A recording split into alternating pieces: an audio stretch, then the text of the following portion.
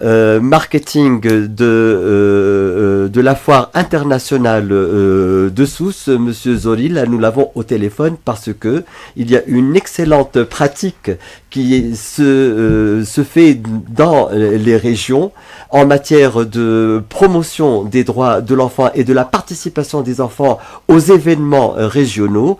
Et là, la foire de Sousse a consacré quelques journées d'activité au sein de la foire internationale de Sousse et qui vont être consacrées aux enfants, à travers lesquels, entre autres, il y aura des séances de promotion des droits de l'enfant auprès de tous les visiteurs de la foire internationale de Sousse. Nous avons avec nous le responsable marketing de la foire internationale de Sousse. Bonjour. Bonjour docteur Moaz, bonjour à tous les auditeurs et les auditrices d'RTCI. Bonjour à vous, j'ai le plaisir de vous recevoir et vous donner la parole pour parler de quelques instants des activités que vous développez au niveau de la foire internationale de Sousse. D'accord, tout d'abord je voudrais vous remercier beaucoup de nous avoir donné l'opportunité de parler un peu de cette manifestation. En fait, cette manifestation, le Salon de l'Enfant rentre dans le cadre de la nouvelle politique optée par le conseil d'administration de la foire et monsieur le PDG, monsieur Abdelaziz Dahmeni, qui consiste à mettre l'accent sur les manifestations à caractère culturel et social. Donc, le Salon de l'Enfant a commencé hier, le 29, et se poursuivra jusqu'au 4 septembre. La foire comporte un espace commercial.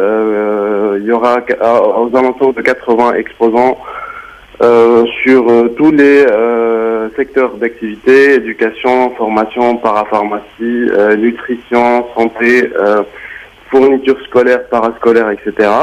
Et en marge du salon, pas en marge, mais c'est la partie principale du salon.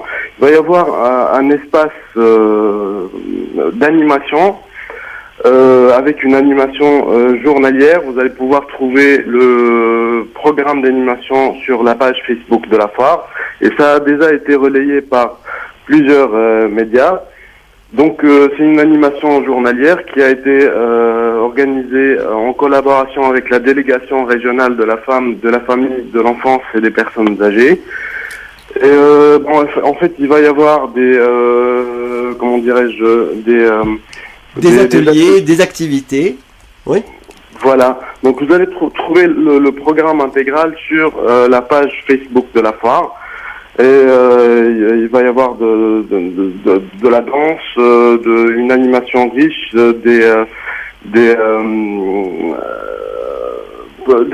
plusieurs présentations, des marionnettistes, etc. Et avec ce programme, il va y avoir aussi un espace de jeu pour les enfants, un manège, là où les parents pourront laisser les enfants profiter de la foire. Merci beaucoup, merci pour cette excellente initiative et j'espère qu'au niveau de tous les événements qui seront organisés, que ce soit à l'échelle nationale ou régionale, il y aura autant de pensées pour associer les enfants. Bien sûr, Monsieur Zolil, l'éducation est quelque chose d'extrêmement important pour faire avancer tout cela et cela fait partie, entre autres, de la lutte contre le mariage précoce. Parce que qui dit mariage précoce dit interruption de la scolarité et dit une difficulté d'accès des enfants à leurs droits et entre autres, comme on le voyait tout de suite, l'accès au loisir. Le loisir est essentiel et fondamental pour le développement et l'équilibre d'un enfant.